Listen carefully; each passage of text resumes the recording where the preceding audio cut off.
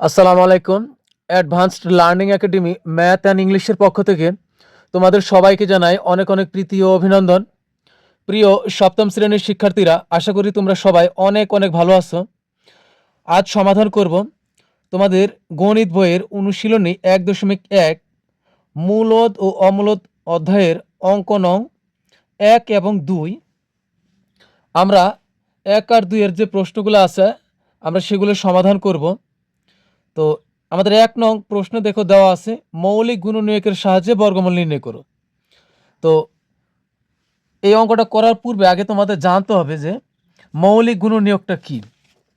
মৌলিক গুণনীয়ক বলতে হলো যে গুণনীয়ক কি, একটা সংখ্যাকে যতগুলো সংখ্যা দিয়া নিঃশেষে ভাগ করা যায়, অর্থাৎ একটা সংখ্যাকে যতগুলো সংখ্যা দিয়ে ভাগ করলে আর কোনো ভাগশেষ অবশিষ্ট থাকে না, ওই সবগুলোর সংখ্যাই হলো ওই একটা নির্দিষ্ট সংখ্যার গুণনীয়ক।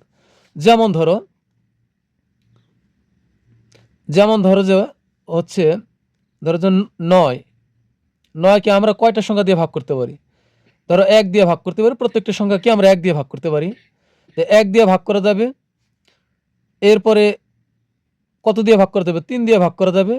আবার ৯, এই ৯ দ্বারাও ৯কে ভাগ করা যাবে, এবং সেটা কি নিঃশেষে, মানে ভাগ করার পর কোনো সংখ্যাকে ভাগ করার পর যদি নিচে ভাগশেষ শূন্য আসে তবেই তাকে নিঃশেষে বিভাজ্য বলে। তো এই ১, ৩ এবং ৯ এই তিনটা অঙ্ক, এই তিনটা সংখ্যা হলো এই ৯-এর কি গুণনীয়ক।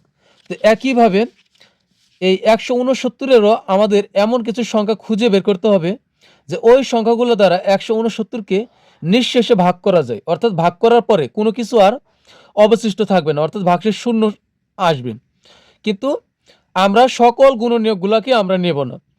আমরা ৬৯-কে ভাগ করলে কেবলমাত্র যে সকল সংখ্যাগুলো মৌলিক সংখ্যা, আমরা শুধু সেই সংখ্যাগুলোকেই নিতে পারি। তো এখন আসলে মৌলিক সংখ্যা কি? মৌলিক সংখ্যা তোমরা অবশ্যই জানো, মৌলিক সংখ্যা হলো সেই সকল সংখ্যা যে সকল সংখ্যাকে এক এবং ওই সংখ্যা নিজে ছাড়া আর অন্য কোনো সংখ্যা দিয়ে নিঃশেষে বিভাজ্য হয় না, ওই সব সংখ্যাগুলোকেই মৌলিক সংখ্যা বলে। যেমন ধরো ৩ একটা মৌলিক সংখ্যা, ১১ একটা মৌলিক সংখ্যা, তারপরে কি ১৭ একটা মৌলিক সংখ্যা। তুমি দেখো এই সংখ্যাগুলোকে অন্য কোনো সংখ্যা দিয়ে কিন্তু ভাগ করা যায় না, শুধুমাত্র ১ দিয়ে ভাগ করা যায়।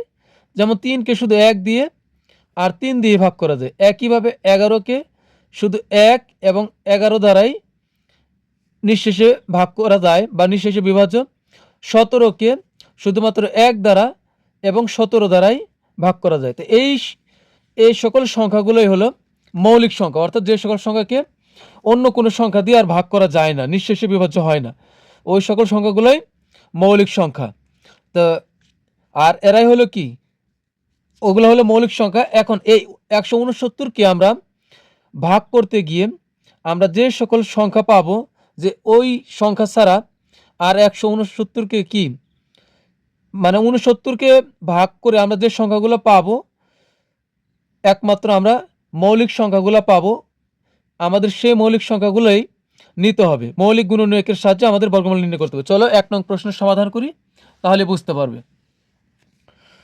আমাদের ১ নং প্রশ্ন আছে ১৬৯। তো আমরা আগে লিখবো ১৬৯। এখন এই ১৬৯কে আমরা কি করব? লসাগুর মতো করে আমরা করব, তবে শুধুমাত্র মৌলিক সংখ্যা দিয়ে করব। তো এখন এখানে ১৬৯কে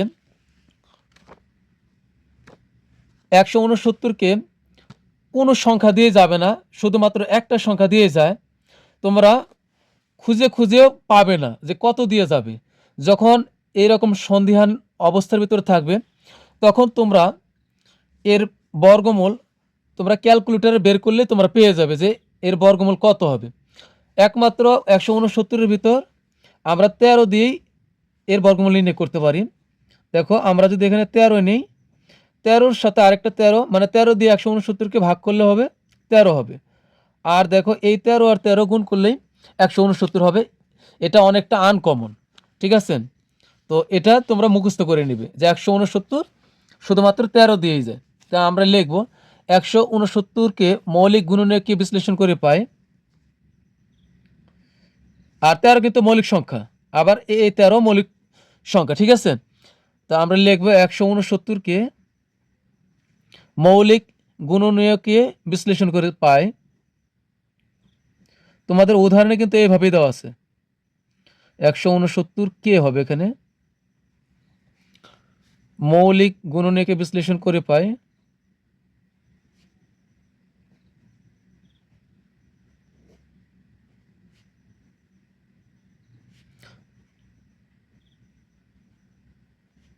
বিশ্লেষণ করে পাই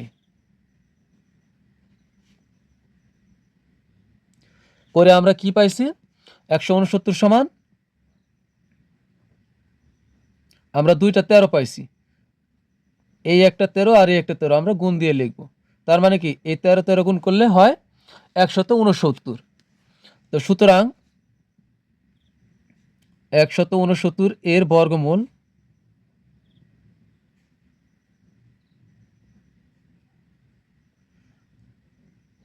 হলো কত, এই দুইটা 13 থেকে আমরা একটা 13 নেব, তাহলে এর বর্গমূল হয়ে যাবে। তো 169 এর বর্গমূল কত, এই যে রুট ওভার, এটা কিন্তু বর্গমূল, ঠিক আছে। তা এর নিচে আমরা লিখবো 169। তা 169 তোমরা যদি ক্যালকুলেটারে চাপ দাও, রুট ওভার লিখে 169, তাহলে বের হয়ে আসবে হলো 13। তো এই 13ই হলো আমাদের উত্তর, ঠিক আছে। এরপর আসো আমরা খ নং প্রশ্নের সমাধানে যাই। খ নং অনেকটা ক নং এর মতো, এটাও আনকমন। তো এখন আমরা খ নং প্রশ্নের সমাধান করব। এখানে আছে হলো 529। তো আমরা লিখবো হলো 529। 529-এর ভিতরে তোমরা খুঁজে খুঁজেও পাবে না যে কত দিয়ে যাবে, যেহেতু তোমাদের ক্যালকুলেটর অ্যালাউ আছে। তো আমি বলবো যখন তোমরা খুঁজে পাবে না, তখন এই 129-এর ভিতর শুধুমাত্র 23 দেওয়া যায়। 23 যদি 129 যদি তোমরা ক্যালকুলেটারে লিখে রুট ওভার করো, তাহলে কিন্তু 23 চলে আসবে। তাই এখন শুধুমাত্র 23 দিয়ে যাবে। 23 একটা মৌলিক সংখ্যা, এটা হলো মৌলিক গুণনীয়ক। তো 23 দিয়ে 129কে ভাগ করলে 23 বার যাবে। তার মানে হলো 23 আর 23 গুণ করলে 129 হবে, 529 হবে। তো এখন আমরা লিখব 529কে মৌলিক গুণনীয়কে বিশ্লেষণ করে পাই। 529কে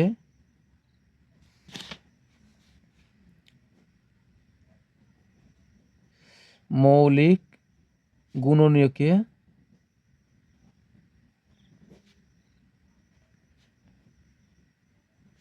বিশ্লেষণ করে পাই।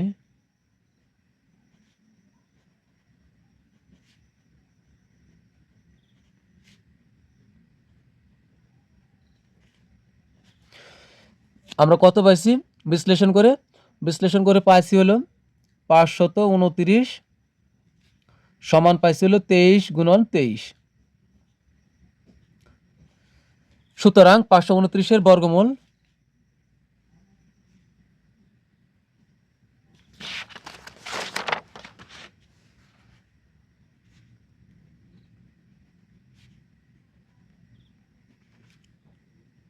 বর্গমূলটা হলো আসলে একটা সংখ্যাকে রুট করলে যা আসে এটাই হলো বর্গমূল।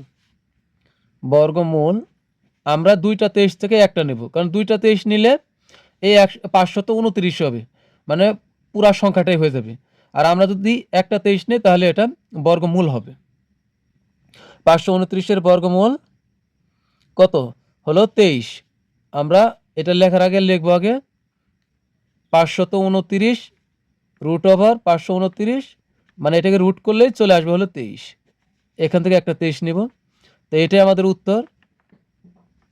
তো প্রিয় শিক্ষার্থীরা, আজকে আমাদের এই অধ্যায়ের উপর এটা প্রথম পর্ব।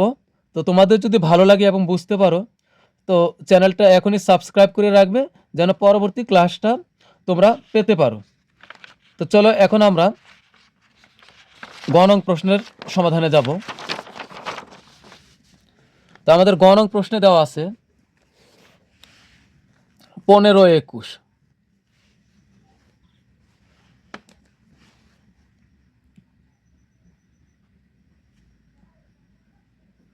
এখন দেখো, এখন কত দিয়ে দিবে, এখন এটা দেওয়ার জন্য কত দিয়ে ভাগ দিবে, এখন কিন্তু বোঝার ব্যাপার আছে। কিন্তু যতগুলা দিয়ে দাও এগুলা কিন্তু মৌলিক সংখ্যা দিয়ে দিতে হবে। তো এখানে দেখবা কত দিয়া দিবা। তোমরা জানো আমরা সিরিয়ালে দেখব, 2 কিন্তু একটা মৌলিক সংখ্যা। তো এখানে কিন্তু শেষে যেহেতু বেজুর, তাই 2 এর কিন্তু কোনো প্রশ্নই আসে না। তো আমরা 3 দিয়ে কাকে ভাগ যায় এটা কিন্তু আমরা জানি, তোমরা নিশ্চয়ই জেনে থাকবেন। তো না জানলেও আমি আবার বলে দিচ্ছি, এই পাশাপাশি অঙ্কগুলো যোগ করবে। যেমন ধরো হলো 15, 1521, এই সংখ্যাগুলোর 1, 5 আর 2 এবং 1 এগুলো যদি যোগ করি তাহলে কত হবে? 5 আর 1 6, 6 আর 2 8, 8 আর 1 হলো 9। এখন এই 9কে যদি 9কে কি 3 দিয়ে ভাগ যায়? তো 9কে কিন্তু 3 দিয়ে ভাগ যায়। তার মানে হলো এই পুরা 1521 এই সংখ্যাটিকে 3 দ্বারা বিভাজ্য হবে। অর্থাৎ কোনো একটি সংখ্যাতে যতগুলো অঙ্ক থাকবে এগুলো কিন্তু অঙ্ক, প্রত্যেকটা কি ভেঙে ভেঙে বললে এগুলো হলো প্রত্যেকটা এক একটা অঙ্ক। আর কতগুলো অঙ্ক নিয়েই হয় কি সংখ্যা। একটা সংখ্যা হয় কি, একটা অঙ্ক নিয়েও একটা সংখ্যা হইতে পারে, আবার কতগুলো একের চেয়ে বেশি অঙ্ক নিয়ে একটা সংখ্যা হইতে পারে। তো এখানে দেখো 4টা অঙ্ক নিয়ে একটা সংখ্যা হয়েছে। তো এখন দেখো কোনো একটি সংখ্যার অঙ্কগুলো যোগ করলে এই যোগফল যদি 3 দ্বারা ভাগ যায় নিঃশেষে, তাহলে বুঝতে হবে আমার এই পুরা সংখ্যাটাই কি 3 দ্বারা বিভাজ্য, তাহলে এটা 3 দ্বারা ভাগ যাবে। তাছাড়া কিন্তু তুমি এত বড় সংখ্যা কিভাবে বুঝবে এটা কত দিয়ে ভাগ যাবে? তো এটা কিন্তু 3 দিয়ে ভাগ যাবে। তো চলো আমরা 3 দিয়ে ভাগ করি।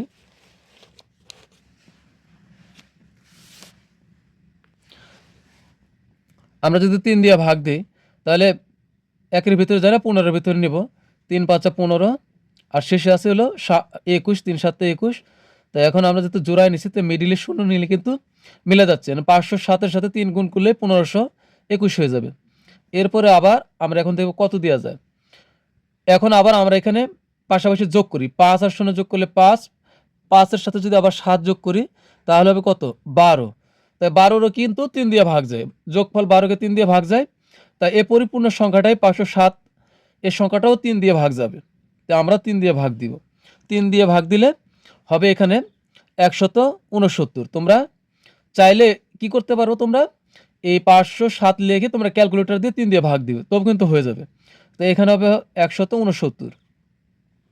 আর তোমরা জানো 169কে পৃথিবীর কোনো সংখ্যা দিয়ে যাবে না আর 1 আর 13 ছাড়া। তা আমরা 13 নিব। তো 13 দিয়ে যায় হলো 13 বার। তো একটা জিনিস খেয়াল রাখবেন, শেষে যখন এই সবার শেষে যখন মৌলিক সংখ্যা চলে আসবে তখন বুঝবে যে আর ভাগ যাবে না। তো এখন কিন্তু এটা শেষ। এখন আমরা লিখব 1521কে মৌলিক গুণনীয়কের সাহায্যে, এগুলাই কিন্তু গুণনীয়ক, এই 3 3 13 13 এই সংখ্যাগুলোর দ্বারাই 1521কে ভাগ করলে ভাগফল 0 আসবে। তাই এরাই হলো এই 1521-এর হলো গুণনীয়ক এবং এরা হলো মৌলিক গুণনীয়ক ঠিক আছে। তো 1521কে মৌলিক গুণনীয়কে বিশ্লেষণ করে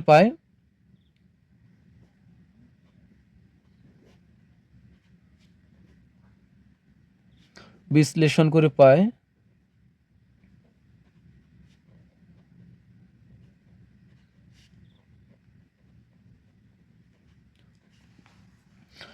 আমরা লিখব হলো 1521 সমান সমান পাইছি 3 গুণন 3, এগুলো আমরা গুণ করে লিখব 13 গুণন হলো 13। তো এখন আমরা এদেরকে আবার জোড়া বানাবো, মিলিয়ে আমরা জোড়া বানাবো। দেখো 3 আর 3 মিল আছে, তা আমরা এদেরকে জোড়া বানাই। 3 গুণন 3 হলো একটা জোড়া, মাঝখানে আবার ক্রস গুণ দিব। এরপর আমরা লিখব 13 গুণন 13। এবারে জোড়ার থেকে আমরা একটা একটা করে লিখব।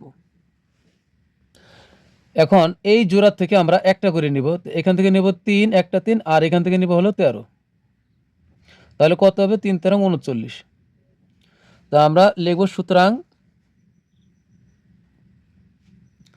1521 এর বর্গমূল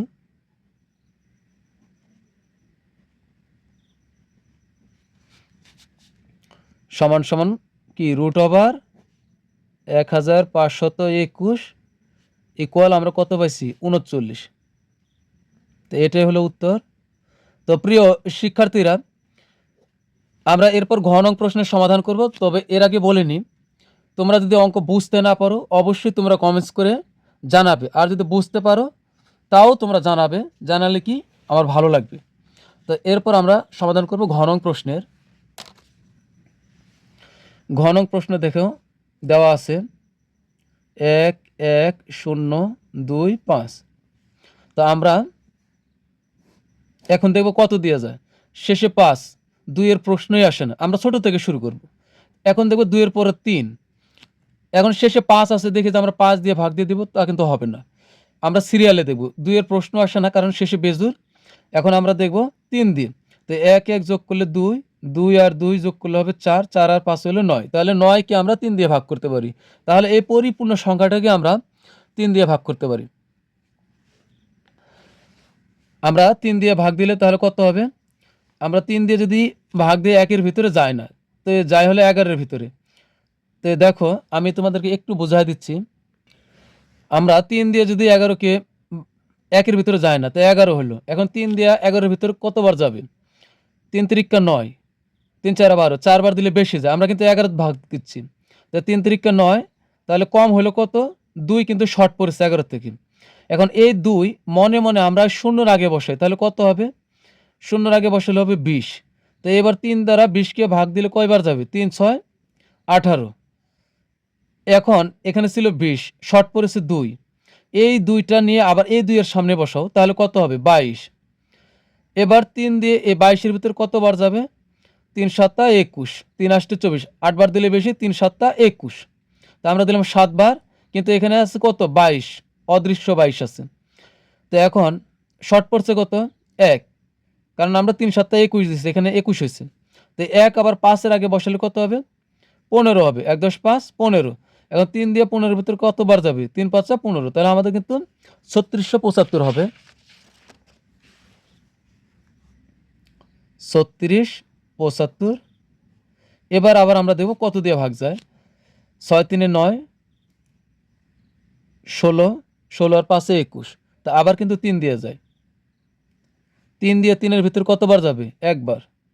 আবার এই 3 দিয়ে 6 এর ভিতরে যাবে হলো 2 বার। এ 3 দিয়ে 7 এর ভিতরে কতবার যাবে? 3 তিরিকা 9 বেশি, 3 দুগুণে 6, তো আবার কিন্তু 2 বারই যায়। কিন্তু এখানে আছে 7, আমার হচ্ছে 3 দুগুণে 6, শর্ট পড়ছে কত? 1। এই 1 অদৃশ্য 1 5 এর আগে বসাও মনে মনে, তাহলে 1 10 5 15 হবে। এখন কত হবে? 3 5 15। তো 5 বার দিলে শেষ। এখন কিন্তু আরও দিতে হবে। আবার দাও। এখন দেখো 1 আর 2 যোগ করলে 3, 3 আর 2 5, 5 আর 5 যোগ করলে হবে 10। তো প্রশ্নই আসে না এখন 3 দিয়া। তো এখন আমরা দিব কোন সংখ্যার শেষে যদি শেষের অঙ্ক যদি 5 অথবা 0 থাকে, তাহলে ওই সংখ্যাটা কিন্তু 5 দিয়ে ভাগ যায়। তোমরা পড়ে নেবে বিভাজ্য সংখ্যা মানে কোন সংখ্যা কি কত দ্বারা বিভাজ্য, এর কিন্তু নিয়ম আছে। তো এখন আমরা 5 দিয়ে ভাগ করলে হবে এখানে 5 দুগুণে 10, 2 বার গেল। এখানে শর্ট পড়ছে হলো 2, এই 2 আবার 2 এর আগে বসালে হবে হলো 22। তো 4 5 20। তা এখানে আছে 22, আবার শর্ট পড়ছে 2, এই 2 আবার 5 এর আগে বসালে হবে 25, 5 দ্বারা 25 তো যায় হলো 5 5 25। এখন আমরা কত দিয়ে দিব? শেষে আছে 5। তো এখনো কিন্তু আবার 5 দিয়ে দিতে পারবো। 5 দিয়ে 24 এর ভিতর কতবার যাবে? 4 5 20, মানে যাবে হলো 4 বার। আর এখানে আছে 4 5 20, এখানে শর্ট পড়ছে কত? 4। তো 4 যদি আমরা 5 এর আগে বসাই তাহলে হবে 45। তাহলে 5 দিয়ে 45 এর ভিতর যায় 5 9 45। এখন 49 এর ভিতর একমাত্র একটা সংখ্যা দিয়ে যায়, সেটা হলো 7, 7 7 49। তা আমরা কিন্তু পেয়ে গেলাম, আর কিন্তু যাবে না কারণ শেষে 7 মৌলিক সংখ্যা। তো এখন আমরা লিখব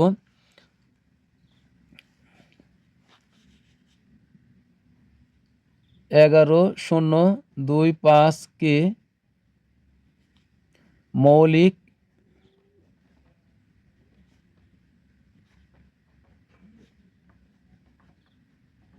মৌলিক গুণনীয়কের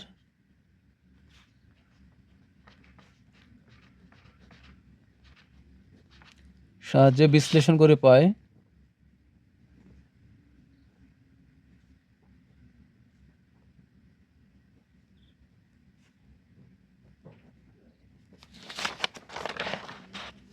তো লিখবো হলো 11,0,2,5 সমান সমান কত পাইছি আমরা? যা পাইছি সব লিখবো।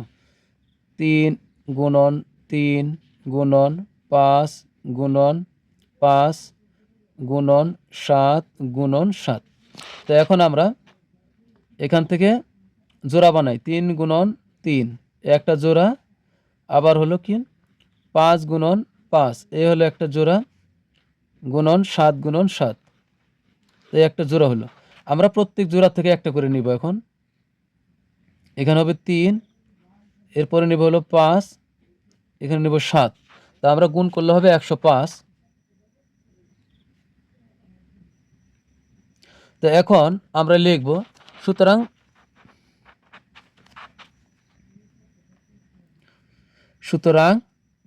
1,10,2,5 এর বর্গমূল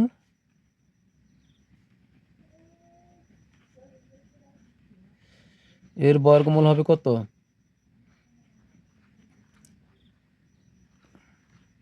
এখানে আমরা দিব রুট ওভার সমান সমান পাই হলো 105। তো এটাই কিন্তু আমাদের উত্তর। এরপর আমরা সমাধান করব 2 নং প্রশ্নের। আমাদের 2 নং প্রশ্নে দেওয়া আছে ভাগের সাহায্যে বর্গমূল নির্ণয় করো। তো আগে আমরা নির্ণয় করছি মৌলিক গুণনীয়কের সাহায্যে, মানে লসাগু করে। এখন আমরা ভাগের সাহায্যে বর্গমূল নির্ণয় করব। তো আছে 225, আমাদের ক নং প্রশ্নে আছে 225। তো এটাকে আমরা সমাধান করব কিভাবে? তো দেখো আমরা আগে লিখব, প্রথমে লিখব হলো 225।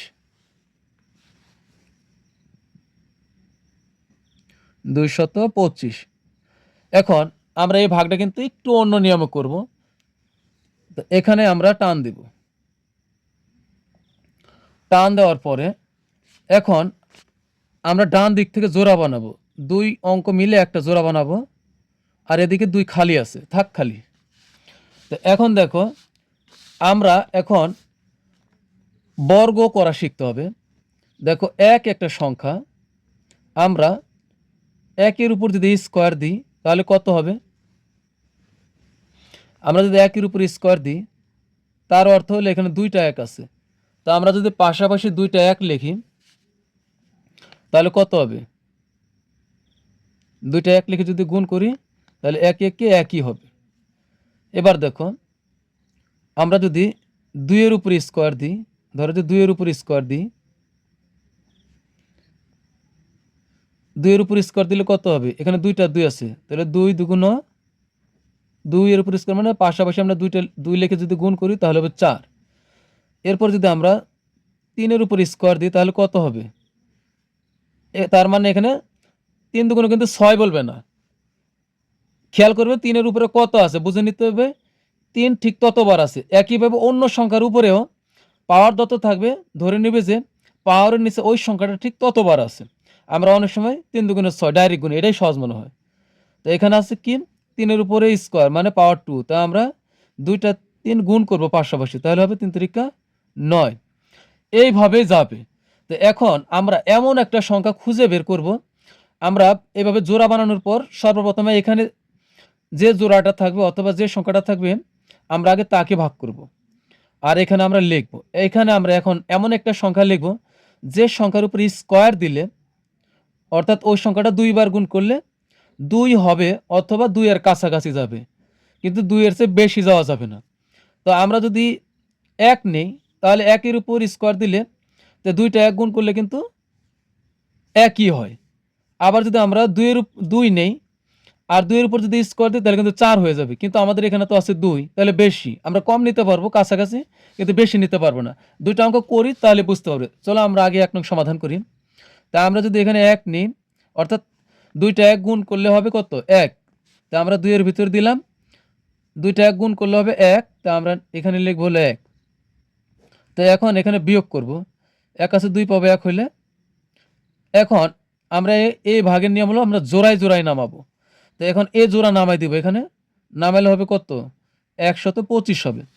আর এখানে কি করবা, এইভাবে টান দিবা, টান দিয়ে এখানে যা ছিল এখন তার দ্বিগুণ লিখবা। এখানে আসিল কত, 1, এখন লিখবা হলো এখানে 2, এখানে আছে কত, 1, তো এখন লিখবা হলো এখানে 2, একটু একে ফাঁকা রাখবা, একটু এদিকে লিখবা। এখন এখানে এমন একটা সংখ্যা নিবা 2 এর পাশে, যে সংখ্যাটা নিবা ঠিক ওই সংখ্যা দিয়ে আবার এটাকে গুণ করবা। সাপোজ ধরো, আমি বোঝাই তোমাকে,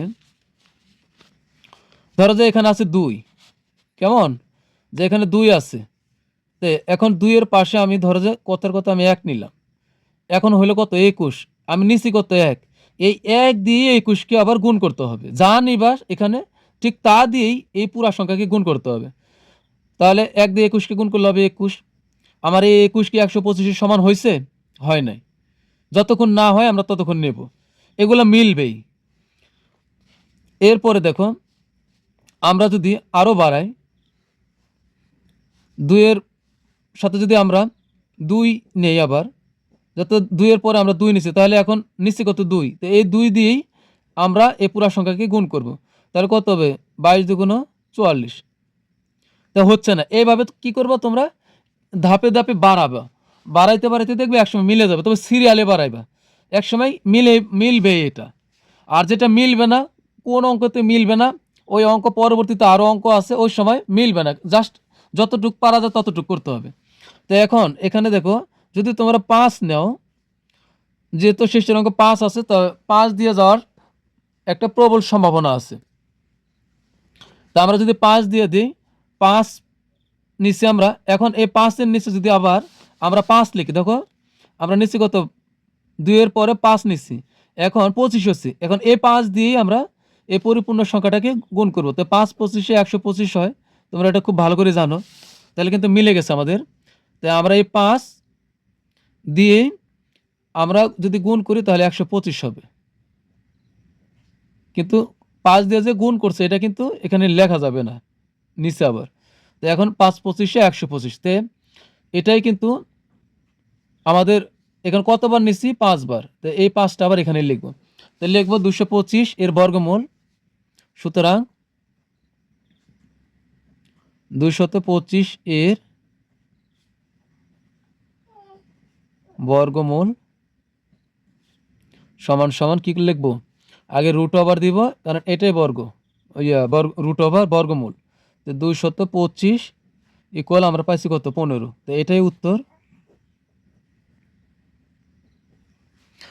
এরপর আমরা সমাধান করবো হলো খ নং প্রশ্নের।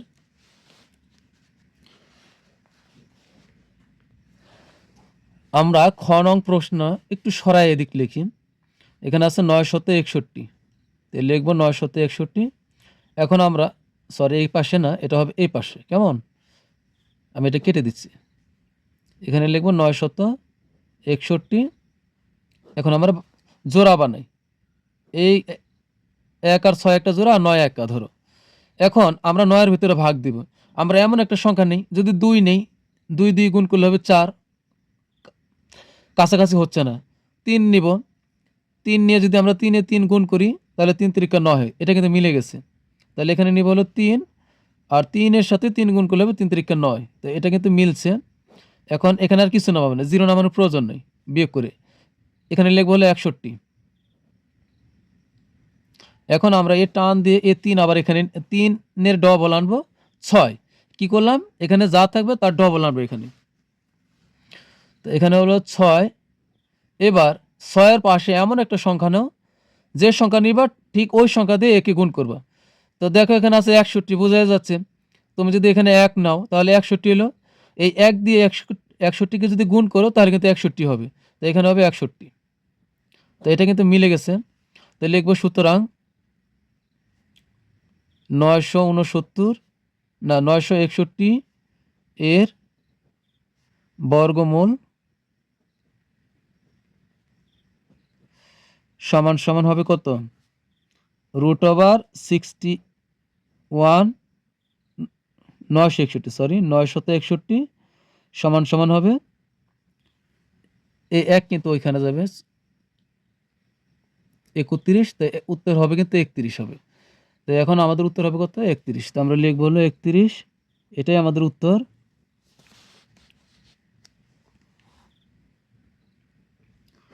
এরপর আমরা সমাধান করব হলো গ নং প্রশ্নের। আমাদের গ নং প্রশ্নে দেওয়া আছে 3, 9, 6, 9। তো আমরা এখন 3, 9, 6, 9, তো এখন আমরা কি জোড়া বানাবো। এই 69 একটা জোড়া আর 39 হলে একটা জোড়া। তো এখন আমরা 39-এর ভিতরে দিব। আমরা সিরিয়ালে দেখি, একটু বেশি নেই, যদি 5 নেই, 2টা 5 গুণ করলে হবে 5 5 25। আমরা যদি 2টা 6 নেই তাহলে হবে 6 6। আমরা যদি 6 নেই তাহলে 2টা 6 যদি পাশাপাশি গুণ করি তাহলে হবে 6 6 36। নামও তা পড়ায় আর কি, 36 হবে। আবার যদি আমরা 6 পরে 7 নেই তাহলে 7 7 49, বেশি হয়ে যাচ্ছে কিন্তু এখানে আছে 39, তাহলে কিন্তু আমরা 6 নিলেই কাছাকাছি হয়। তো এখানে নিব হলো 6, 6-এর সাথে যদি আবার 6 গুণ করি 6 36 হবে। তো এখানে লিখব হলো 36। তো এখন এখানে নামবে কত, বিয়োগ করলে এখানে নামবে হলো 3। এখন এই জোড়াটা আবার আমরা নিচে নামাই দিই, এখানে কিন্তু বিয়োগ করছি। তো এখন হলো, এখন আমরা কি করব, এই টান দিয়া 6-এর ডবল কত, 12। তো এখানে লিখব হলো 12। এখন 2-এর 12-র পাশে এমন একটা সংখ্যা নামাও, আবার ওই সংখ্যা দিয়ে গুণ করলে যেন 369 হয়। ঠিক আছে। তো এখানে কিন্তু দেখো শেষে আছে 9। তা আমরা অনেকটা ধারণা করতে পারি যদি আমরা এখানে 3 নেই, আবার এই 3 দিয়ে যদি একে গুণ করি তাহলে কিন্তু 3 3 9 মিলে যাচ্ছে। তারপরে তোমরা যাচাই করবে। তা আমরা 3 নেব, এই 3 দ্বারা যদি 123কে গুণ করি তাহলে হবে 369। তা আমরা কিন্তু আবার এই 3টা আবার এখানে লিখব 369। তো এটা কিন্তু আমাদের মিলে গেছে। এখন আমরা লিখব, সুতরাং 369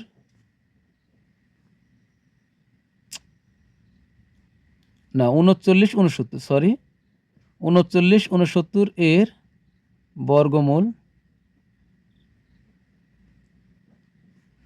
সমান সমান আমরা রুট ওভার দিব, এরপরে মূল অঙ্কটা আবার উঠাবো। 39 69 সমান সমান কত হয়েছে, আমাদের উত্তর কিন্তু এটা 63। তো এটাই উত্তর। তো এরপর আমরা সমাধান করব সর্বশেষ আজকের ঘ নং প্রশ্নের সমাধান করব। ঘ নং প্রশ্নে দেখো দেওয়া আছে 1 0 4 0 4। তা আমরা টান দিব আর জোড়া বানাবো। 0 4 একটা জোড়া, এখানে 0 4 জোড়া, আর 1 কিন্তু একা একা পড়লো। তো এখন আমরা 1-এর ভিতরে দিব। 1-এর ভিতরে জানো 1 ছাড়াও অন্য কোনো সংখ্যা দিয়ে যায় না। তো আমরা এখানে 1 নিব। এখন 1 দ্বারা 1কে গুণ করলে হবে 1। তো আমরা 1-এর নিচে 1ই লিখব। তো এখানে কিন্তু মিলে গেছে, মিলে গেলে আমাদের শূন্য লেখার দরকার নাই এখানে। এখন দেখো এই 1 1 মিলে গেছে, তো বাদ দিলাম। এখন এই জোড়াতে থাকতেছে কি 0 4।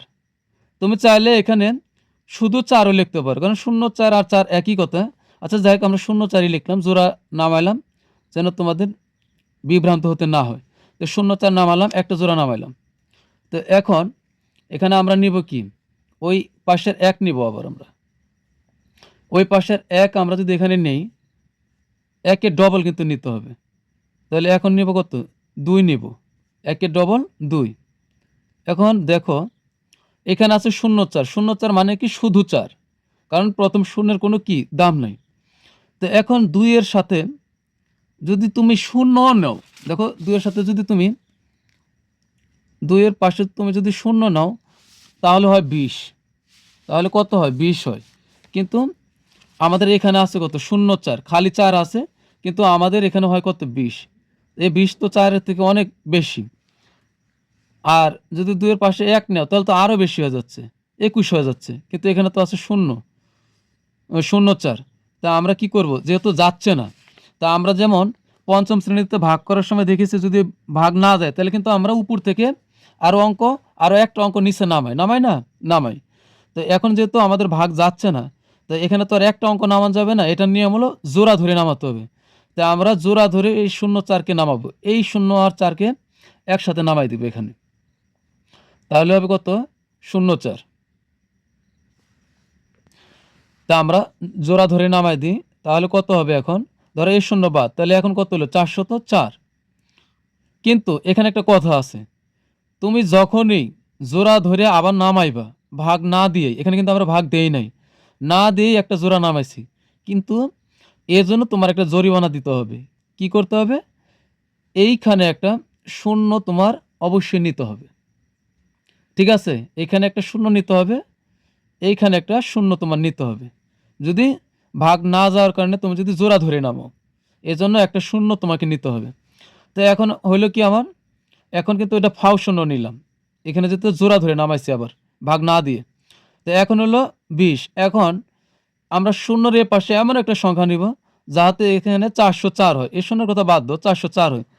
বোঝাই যাচ্ছে যে আমরা এখানে যদি 2 নেই, তাহলে এই 2 দিয়ে যদি 202কে গুণ করি, তাহলে কিন্তু 404 হয়। তো আমরা এই 2টা আবার এখানেও নিব, তাহলে কতবার যাচ্ছে, 2 নিলে আমাদের 404 হয়ে যাচ্ছে, এই 404। তো এখন কিন্তু আমাদের এটা মিলে গেছে। তো লিখব, সুতরাং এত এর বর্গমূল 10404 এর বর্গমূল সমান সমান এই √100404 ইকুয়াল কত 102। তো এটাই কিন্তু আমাদের উত্তর। তো প্রিয় শিক্ষার্থীরা, আজকের মতো কিন্তু আমাদের ক্লাস শেষ হয়ে গেল। তো তোমাদের কাছে ক্লাসটা কেমন লাগলো অবশ্যই তোমরা কমেন্টসে জানাবে। তো আজকে আমাদের প্রথম পর্ব গেছে, যদি ভালো লাগে তাহলে আমরা এর পরবর্তীতে আমি দ্বিতীয় পর্ব সম্পূর্ণ করব, তোমরা অবশ্যই দেখবে। তো পরবর্তী ক্লাস দেখার আমন্ত্রণ জানিয়ে তোমাদের কাছ থেকে বিদায় নিচ্ছি। আল্লাহ হাফিজ।